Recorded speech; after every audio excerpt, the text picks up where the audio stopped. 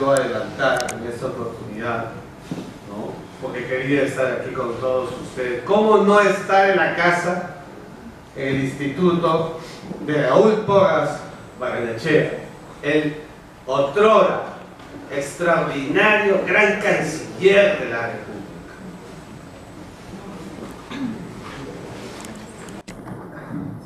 Yo conocí a Porras Barrenechea por mi maestro.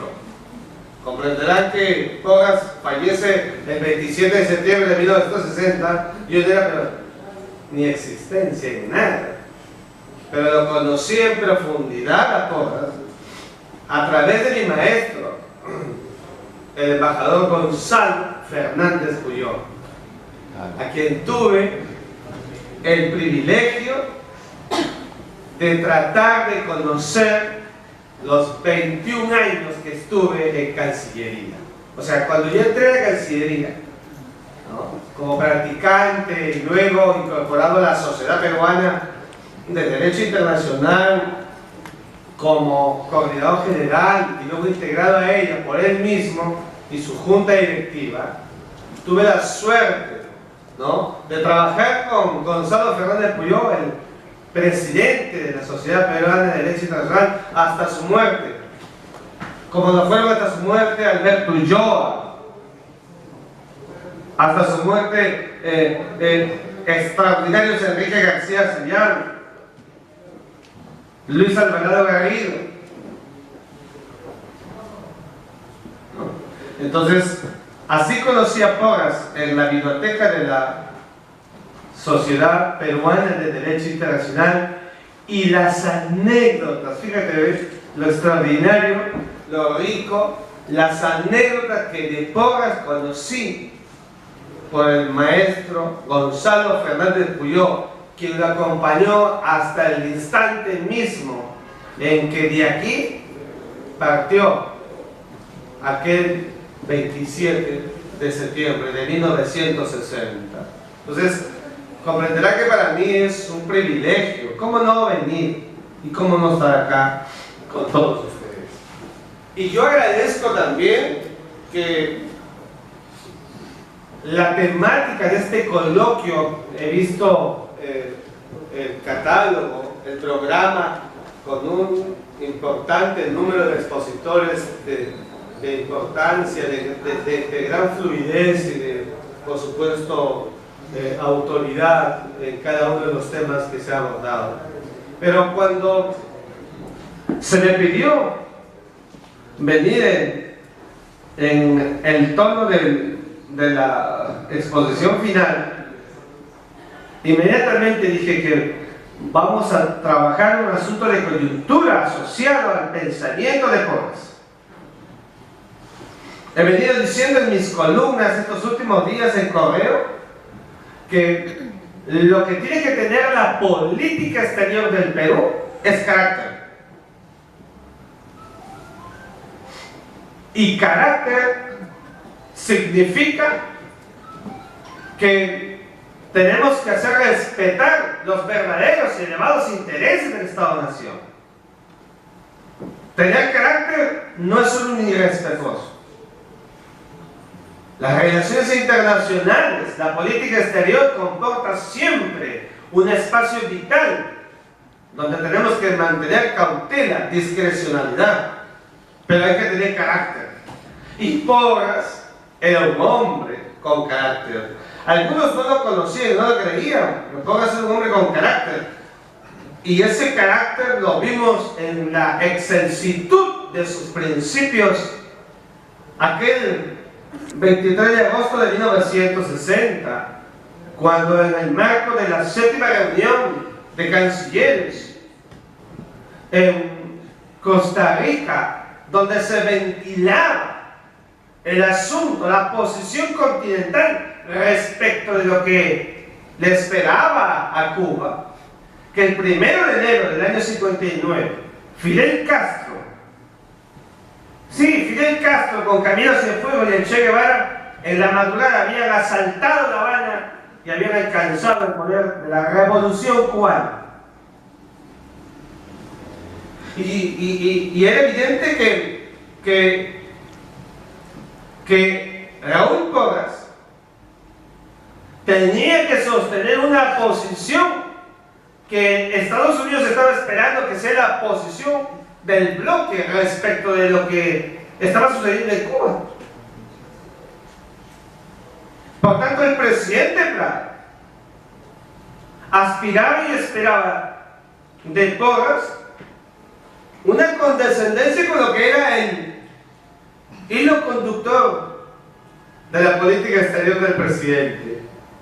Pero más pudo el Raúl Porras Barrenechea, más pudo los principios, sus principios. Eso que aprendí de Fernández Puyó y que yo cultivo y se lo digo a los que me acompañan siempre, principistas, ser gente de principios. Y Porras fue un hombre de principios. Por ahí está su famoso discurso que siempre a mis alumnos en San Marcos, a mis alumnos en las escuelas militares, a mis alumnos que tuve en la UTP, en la Universidad Tecnológica del Perú y en las universidades donde dicto, siempre les digo, seamos siempre estudiosos del derecho internacional, de las relaciones internacionales, pero siempre por encima los principios. Porque cuando no hay principios hay ética. La ética y la moral indispensables en la dinámica de la construcción de la sociedad. Ya sé que me van a decir que el poder no tiene moral. Yo lo sé. El poder no tiene moral, o por lo menos no tiene vocación moral. Porque en el poder lo que prima son los resultados, ya lo sé. Pero hay una moral nacional y hay una moral internacional. Que no tiene que ver, como decía Carlos Mario Alzamora Valdés, con la moral interna. No, esta es otra moral. Y por eso es que Raúl Porras Barrenechea dijo exactamente, pero mira, dijo exactamente lo contrario a lo que había establecido casi por instrucción el gobierno del presidente Prat. Y algunos creyeron que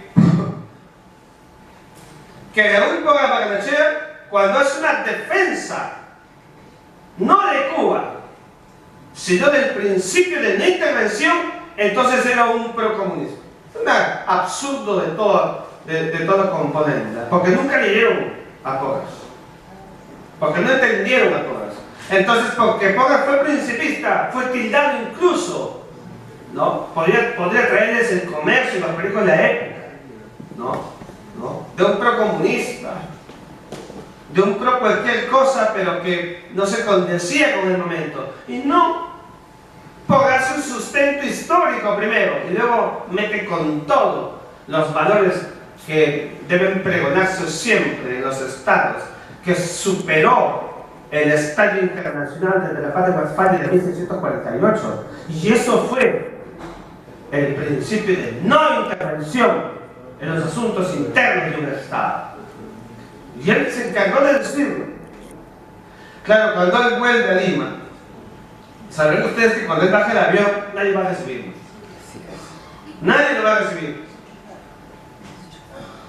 No, o sea, no va el decano, no va nadie de Palacio.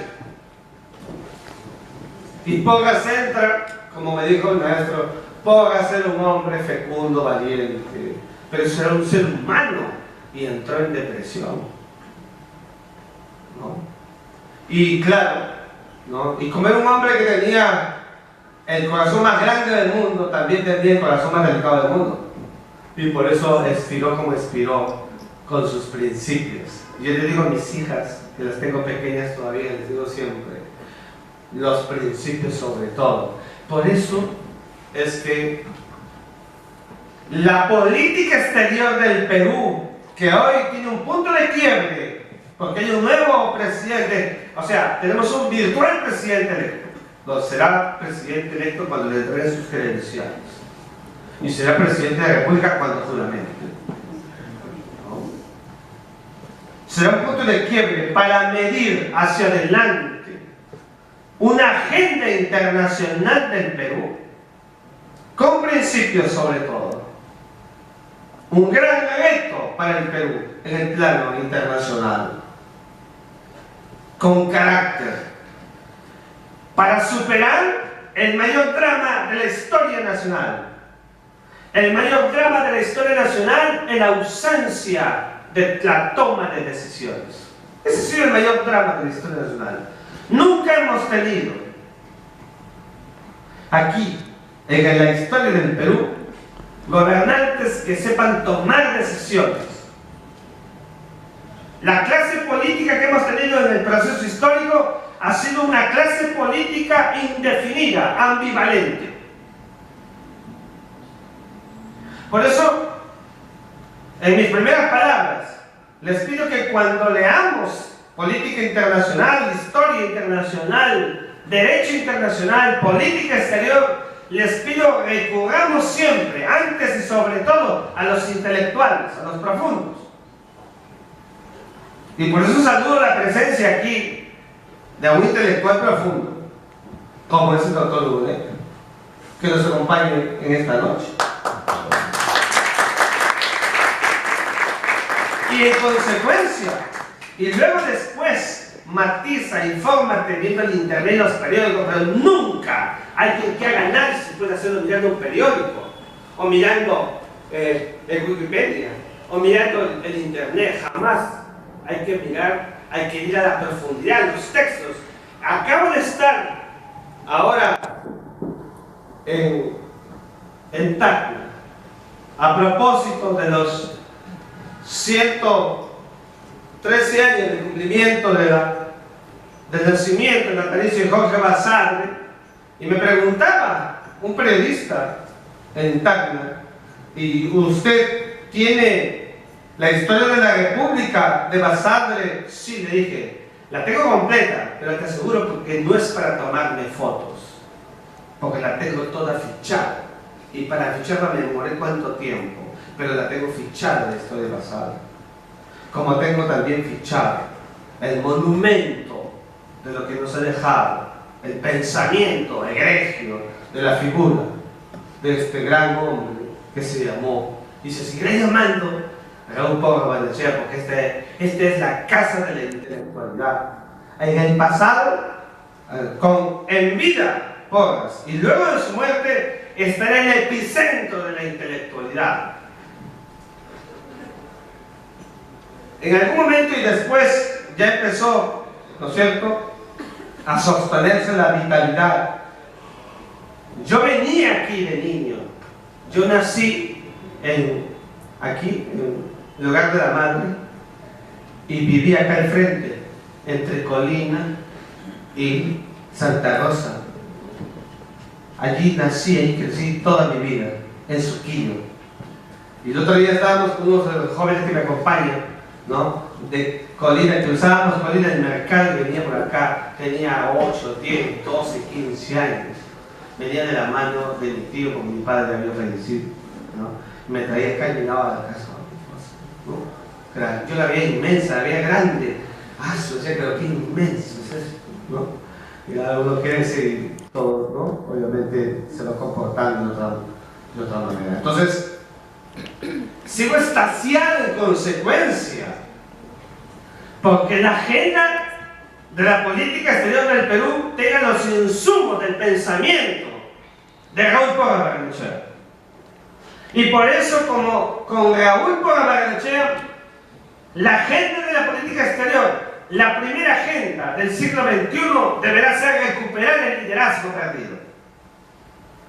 El liderazgo de la época anterior, de la última década, donde tuvimos dos presidentes, importantes presidentes, Alejandro Toledo y Alan García.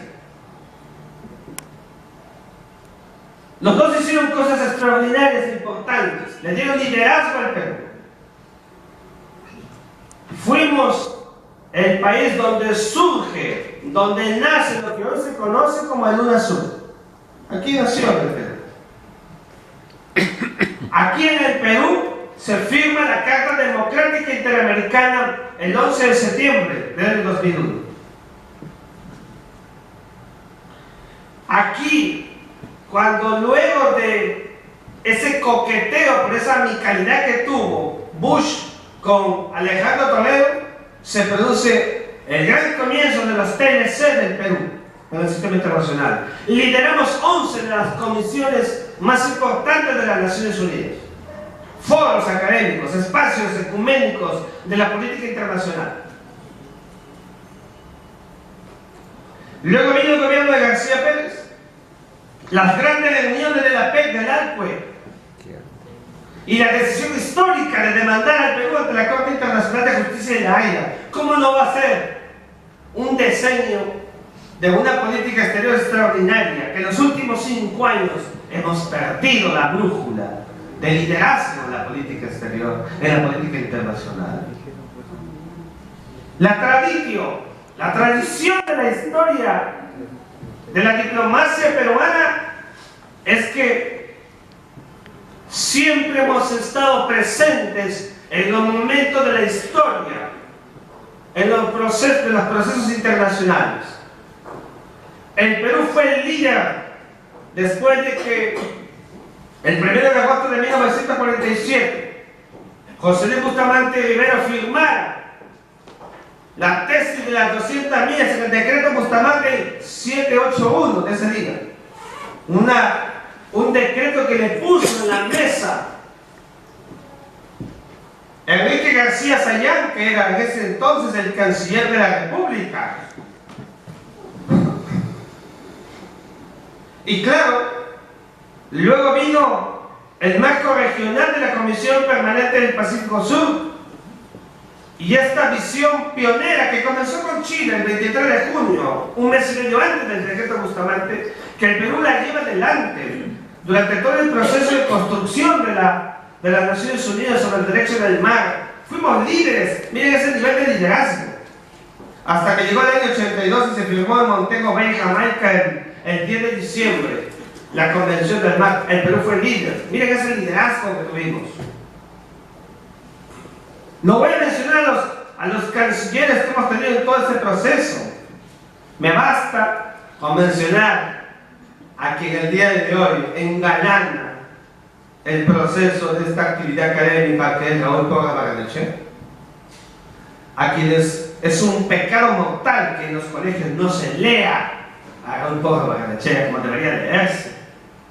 Un día, Alberto Barnes de Reina, en una cartita que le manda a Fernández Puyol, le dice: dile a Miguel Ángel, ¿no? Dile a Miguel Ángel que escriba algo, eran sus últimos días, ¿no? Que escriba algo para que en los colegios no se deje de leer la historia de los límites, que no se deje de leer la historia de la República en los colegios, donde cada vez los textos eran pequeños. Ese liderazgo que tuvo el Perú, otrora extraordinario proceso, y que una de sus consecuencias de ese liderazgo, de ser un país importante de la élite en el sistema internacional, una consecuencia de ella fue no producto de un acto fortuito, sino una consecuencia de la majestad peruana, la elección de Javier Pérez de Cuellar como secretario general de las Naciones Unidas. Ese era el Perú. Ahí está Arturo García, extraordinario canciller de la República, que me estoy acordando en este momento cuando me hablaba de su padre, Arturo García Salazar, miembro de la famosa comisión de Huscott, que elevó el informe ante la ONU para la partición de la Palestina en el Estado de Israel y el Estado de Palestina. Los primeros aceptaron, los segundos no. Y todo este proceso, yo digo, estamos en pleno siglo XXI, donde debemos mirar hacia adelante ultraactivamente, una mirada de liderazgo. ¿Qué comisión internacional el día de hoy lideramos? ¿Qué temática en el día de hoy somos realmente importantes? ¿En qué hemos sido banderados en el proceso internacional? Por ejemplo, en el tema del cambio climático. Hemos sido los organizadores de un evento internacional que fue la COP20. Pero eso no es liderazgo de nada. Entonces, el Perú tiene que recuperar su personalidad internacional con esa diplomacia tradicional que tiene una gran tradición y que tiene gente vigorosa para apostar por los grandes retos que el día de hoy demanda el sistema panamericano y el sistema internacional. Hoy el mundo se está moviendo. Hay un giro que se está produciendo. América Latina está girando. Hay un giro que se está produciendo, lo hemos visto en Argentina, a terminar la era de los quisos. Y el nuevo presidente de Argentina, consciente del giro, incluso empieza a mirar a la Alianza del Pacífico, o sea, cruza la pista y del Atlántico se pasa al Pacífico.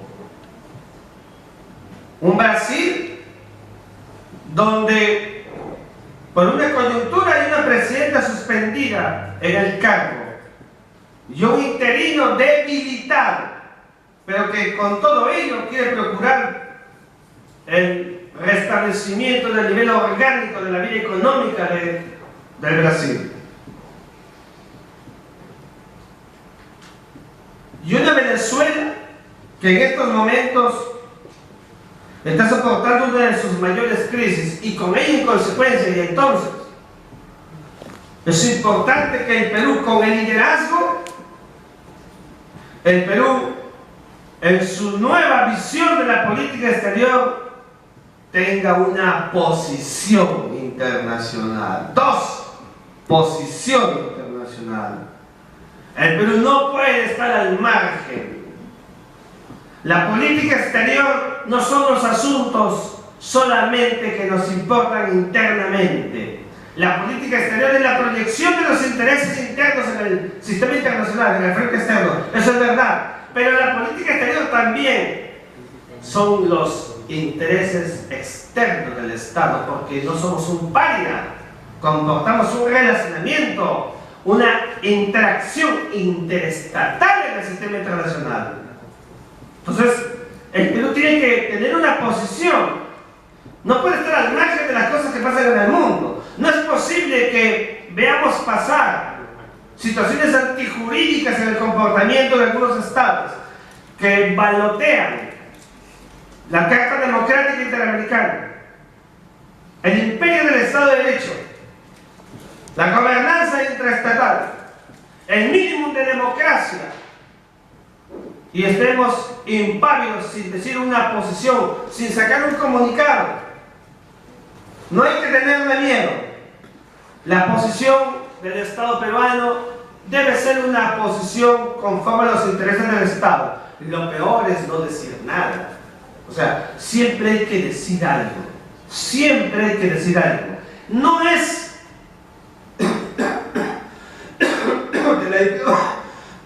no es de la diplomacia ni de la política exterior ser un kamikaze del sistema internacional. No.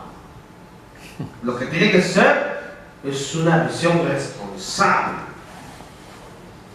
Y hemos visto a una Venezuela, por ejemplo, para hablar de Venezuela, donde hay un presidente que osa a la voluntad popular, a la voluntad de la gente, al soberano que es el pueblo, decir casi como en la época del derecho divino, los monarcas, ¿no? Yo no quiero que haya revocatoria, no quiero que haya un referéndum para un proceso revocatorio. Y la comunidad internacional impávida. El secretario general de la Organización de Estados Americanos ha tenido una posición a emitir un informe y corresponde en consecuencia que se produzca un pronunciamiento. Seguramente a estas alturas, como lo dije ayer, va a ser muy difícil que haya un pronunciamiento plus maximalista que sería la suspensión de Venezuela, porque no va a contar con los votos. Además, en estos momentos Estados Unidos con Venezuela han tenido un acercamiento como corresponde, porque en las relaciones internacionales los intereses se van, ¿no es cierto?, bifurcando. o acercando. Pero corresponde que haya una posición internacional. Alberto Ulloa Sotomayor, el más grande internacionalista que ha producido el Perú, lo decía siempre. Por eso los invito a leer la posición internacional de Alberto Ulloa Sotomayor, la Biblia para todo aquel que quiera estudiar Derecho Internacional. A mis alumnos en la Academia Diplomática, cuando yo dictaba en ella, les decía siempre: no dejen de leer a Alberto Ulloa Sotomayor. El que no lo lee siempre estará cojo, no tendrá una visión ecuménica de la proyección externa del Estado peruano. Y la posición internacional es saludable, corresponde a la majestad, siempre la hemos tenido. Cuando José Gregorio Pasoldán, el arquitecto de la diplomacia y de la Cancillería peruana en el siglo XIX, canciller del presidente Ramón Castilla, estableció las cuotas para una posición internacional en ese momento, nos estaba advirtiendo que siempre el Perú debía tener una posición en todos los momentos importantes de su vida internacional. Y porque lo que le pase a la región o a un país de la región impacta.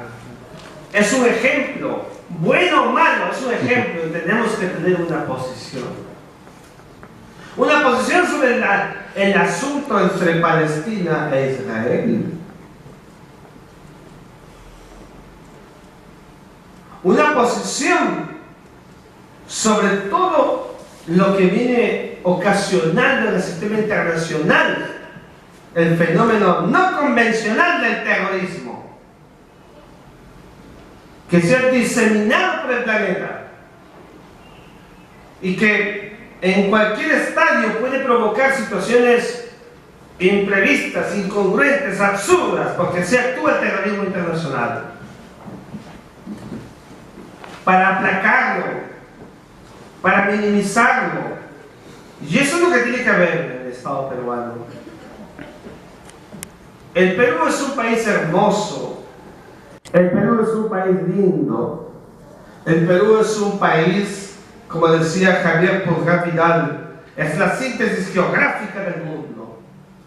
Miremos al Perú en su agenda internacional, aprovechando su calidad geopolítica. Eso es lo que hay que hacer ahora, aprovechar la calidad geopolítica del Estado peruano.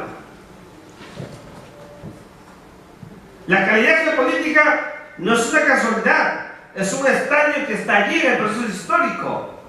Nos está tocando ahora en el siglo XXI que el Pacífico sea relevante en el sistema internacional. El Atlántico ya lo fue del siglo XV, XVI, XVII, XVIII, XIX y parte del XX. Hoy es el Pacífico, por eso el Brasil mira el Pacífico. Por eso el Brasil coquetea con el Perú. Porque sabe que el Atlántico ya pasó a la historia, por lo menos en la ciclicidad de las relaciones internacionales. Ahora es el Pacífico y nosotros tenemos la bendición de tener el Océano Pacífico. Chile es nuestro vecino.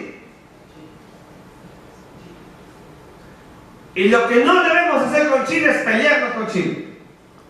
A mí cuando me buscan aquellos que son todavía, porque todavía nos quedan algunos antichilenos, como en Santiago hay antiperuanos, que todavía quedan. Y me dicen, aprovecha tus columnas, aprovecha que eres en los medios, dale duro para que se vaya Saga, Ripley y tanta cosa más. Y yo les digo, pero qué irresponsables son ustedes. ¿No se dan cuenta que aquí en el Perú, en esas tiendas trabajan cuantos jóvenes a tipo partido para dedicar su proyecto de vida? Con eso se pagan sus estudios. No, con Chile no tenemos que pelearnos. Con Chile tenemos que tener una relación, primero, de respeto mutuo. Y de respeto mutuo forjado en la confianza. Y la confianza es una construcción. No hay confianza como por arte de magia o con una varita. La confianza se construye. La confianza se recrea. Y la confianza tiene que tener signos visibles que la muestren. Entonces, con Chile hemos tenido un modelo de relación jurisdiccional en la Corte Internacional de Justicia, en la Corte de la Haya. Un proceso jurisdiccional en la Corte Internacional de Justicia de la Haya que le generó al Perú lo que yo he calificado y seguiré calificando de victoria jurídica ante la Corte Internacional de Justicia contra Chile, pero que todavía tiene pendientes. Y esos pendientes son los signos visibles que el Perú espera para la confianza. Y esos signos visibles son que Chile adecue su derecho nacional al fallo, como lo está haciendo el Perú, como lo ha hecho el Perú.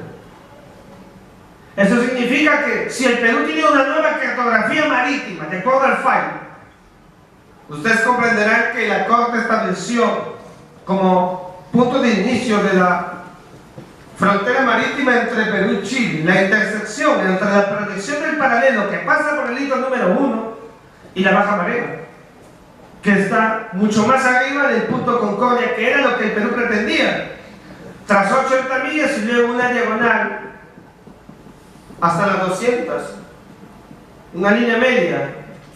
Eso significa una nueva cartografía marítima. El Perú la tiene. Chile no tiene la cartografía marítima y tenemos que exigirle a Chile con respeto que lo haga. Ese será un signo visible. La Corte Internacional de Justicia en su fallo estableció la delimitación marítima, y como Perú y Chile no le pidieron a la Corte que ubique el punto exacto de la delimitación con coordenadas, entonces la Corte lo dejó como tarea para la casa, y lo hicimos en un proceso de implementación que culminó con la firma de un acta el 25 de marzo de 2014. Y ese punto, ubicado por los dos países con coordenadas geográficas, debe ser inscrito, registrado en la Secretaría General de las Naciones Unidas. Hasta ahora no se hace. Por tanto, aun cuando el fallo tiene carácter vinculante, es supranacional y es impositivo sobre Perú y Chile, el derecho nacional chileno tiene que adecuarse, porque no es posible que hasta ahora se mantenga la calidad geopolítica de un mapa que no corresponde a la realidad. Entonces, eso significa carácter, ¿se da cuenta? Temperamento.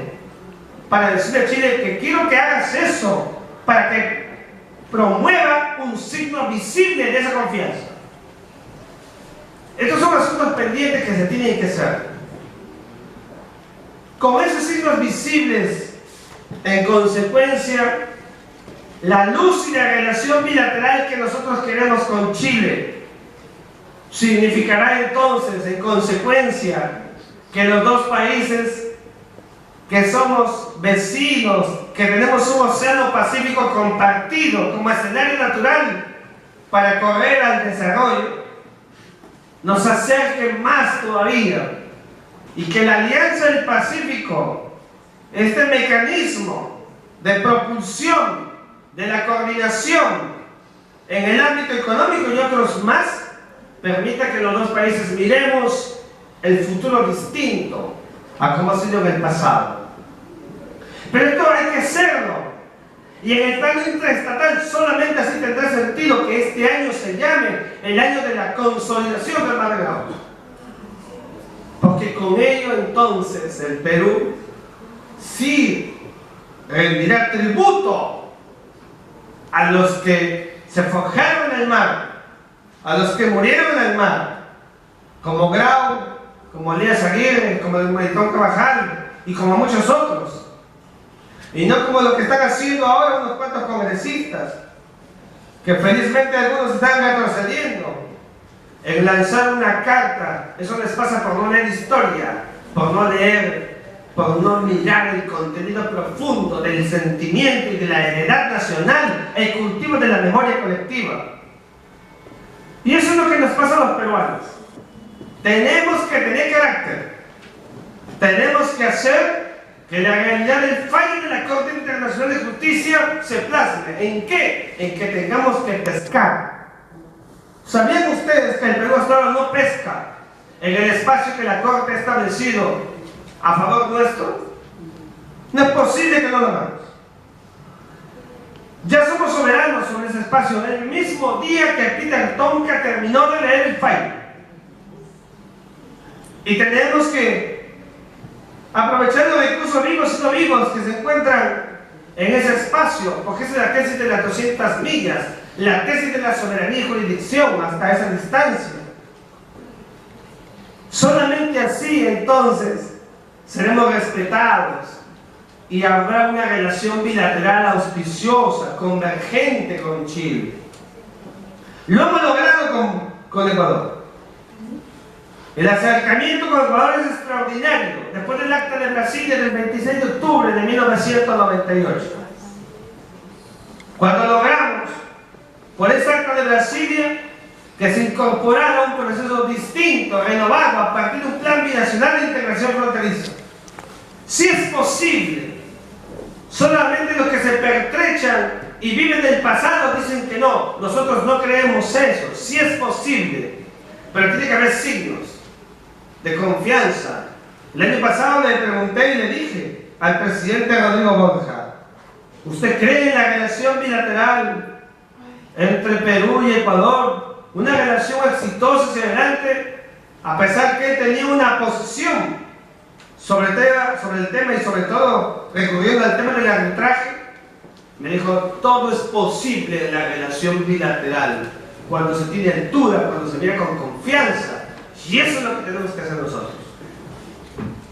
Atrás quedó con Ecuador ese episodio donde Velasco Ibarra, el presidente, en 1960 había dicho que era nulo de toda unidad el protocolo de Río de Janeiro, y cómo han pasado los tiempos y el proceso. Pasamos por conflictos como Paquilla y Cenepa y hemos corregido y hemos incorporado una nueva y fecunda relación bilateral. Con Chile hemos ido bastante lejos con el fallo. Este proceso histórico del fallo de la Corte de La Haya debería recrearnos a nosotros los peruanos el sentimiento del ego nacional de la victoria. Eso que nos ha faltado siempre. Así como después de la guerra con Chile, en ese país se alistó la conciencia histórica de la victoria. Aquí, lamentablemente, después de la guerra del Pacífico, hemos tenido el silente de la derrota y no hemos sabido salir adelante, no hemos sabido sobreponernos. Necesitamos querernos, necesitamos amarnos, sentirnos más nacionalistas que nunca. El Perú necesita eso. Necesitamos que nuestro discurso sea de victoria permanente, mirada ultraactiva, superior. Por eso nuestra escala de valores en la geopolítica, en la dinámica de la ciencia política, debe ser alta, elevada. Nuestros diplomáticos deben recobrar los espacios dejados en el pasado inmediato. Nuestras prioridades deben ser el ensanchamiento, la bifurcación, ya no solamente ese episodio tradicional con Estados Unidos y la Unión Europea, externalizar, ensanchar el proceso, hacer más ecuménico el proceso. Ahí está el Asia, que nos espera más todavía. Ahí están componentes que tenemos que ajustar un poco más, como el Acuerdo Transpacífico. Tenemos que hacer que el Perú, cuando los diplomáticos con los que suelo tomar café me buscan, me invitan, y yo a ellos también, y me dicen: oye, le digo yo, ¿y cómo te fue esta reunión internacional? Bueno, más o menos, ¿por qué? Tú sabes que no somos parte. Y en consecuencia, tampoco votamos. A veces tenemos la capacidad de emitir una opinión, pero no voto. El Perú no puede tener esa posición internacional. Tenemos que mirar ultraactivamente los diferentes espacios, en diversos ámbitos. El ámbito económico es extraordinario para nosotros. Tenemos que tener una mirada hacia el escenario internacional, donde no solamente seamos los como los estados que tradicionalmente le damos al mundo materia prima. La tecnología debe llegar al Perú para ser el espacio, el mecanismo propulsor del desarrollo. Los países desarrollados son los países nacionalistas y son los países que tienen tecnología. Y eso lo hemos visto en la historia reciente, después de la Segunda Guerra Mundial, con algunos países específicamente. Entonces, mi mirada y mi visión es siempre optimista. Tengo mucho optimismo. Se lo acabo de decir al presidente electo del Perú el día domingo. De hecho, presidente, lo invito a que lea mi columna sobre el diseño de la política exterior, humildemente, y la política exterior hacia Chile. Y me dijo que lo iba a leer. Porque creo firmemente que el Perú es un país que tiene un derrotero realmente extraordinario y con una calidad geopolítica en esa misma condición. Debemos recuperar el espacio perdido y ser no actuar en piloto automático, ser realmente ese país al que tanto había defendido, soñado Raúl Porras Barrenechea hasta el final de su vida en la defensa de sus principios. La política exterior del Perú, con diplomáticos y con especialistas preparados, tiene un gran reto por delante, un proceso de globalización que tenemos aquí en marcha, con un Perú que no le debe temer a nada y que le debe exponenciar, así como lo hace con la gastronomía, exponenciar en todos sus variables, sus vertientes. Solamente así, entonces, tendremos un episodio distinto. La tarea coyunturalmente más inmediata, a mi juicio, es relevar el rol constitutivo de la Carta Democrática Interamericana. Relevar el rol de una carta firmada aquí en el Perú a partir de episodios que le pasaron a la historia nacional y que el día de hoy no puede estar en una vitrina, sino que debe servir para que se aplique en países donde se producen situaciones de riesgo, donde se producen quebrantamientos, donde se producen crisis, porque en Venezuela lo que hay en este momento es una crisis. Y ese es el gran derrotero que le corresponde a Perú. Yo, antes de retirarme, no quisiera hacerlo sin antes entregar este volumen de la obra de mi maestro Gonzalo Fernández Puyó, Compendio y Prácticas del Derecho Diplomático y Consular, que él trabajó en los últimos años de su vida con mucha dedicación, con mucho amor a la patria. No se imaginan lo lindo, lo feliz y lo privilegiado que fue para mí trabajar directamente con él, con Juan Miguel Pácula, con Arturo García, en la Cancillería, en la Sociedad Peruana de Derecho Nacional. Y por eso quiero dejar en este tramo final de mi exposición, con la licencia que desee requerido, para entregar esta publicación para la biblioteca del Instituto Raúl Porras Barrenechea, la publicación de Gonzalo Fernández Puyó, mi maestro, a quien pido por favor leamos siempre, porque fue uno de los que mejor cultivó el derecho diplomático. Fue un hombre de formas extraordinarias. Quienes lo conocieron lo saben. Era un hombre fino de modales, de un trato extraordinario. Qué fineza del Señor, pero sobre todo, qué profundidad en su calidad personal. Y así es, él lo que hizo en vida, lo prodigó en vida y lo dejó, porque todo lo que él aprendió, lo decía siempre, recordando a esas dos figuras que formaron parte de su vida intelectual y profesional, Raúl Porras Barrenechea y Alberto Ulloa Sotomayor, con quienes trabajó directamente. ¿Te imaginas lo que significa para mí haber recogido de él todas las experiencias y las anécdotas de estos dos grandes hombres de la historia, el primero diplomático y el segundo historiador y diplomático de la República? Fue extraordinario. Por eso, estar aquí en este monasterio de la intelectualidad, que es la casa de Porras, ¿no?, debe servirnos a todos como acicate para tener ventura, para tener realmente esperanza, optimismo, como es el discurso nuestro sobre la historia del Perú, la diplomacia peruana y su política exterior. Muchísimas gracias a todos.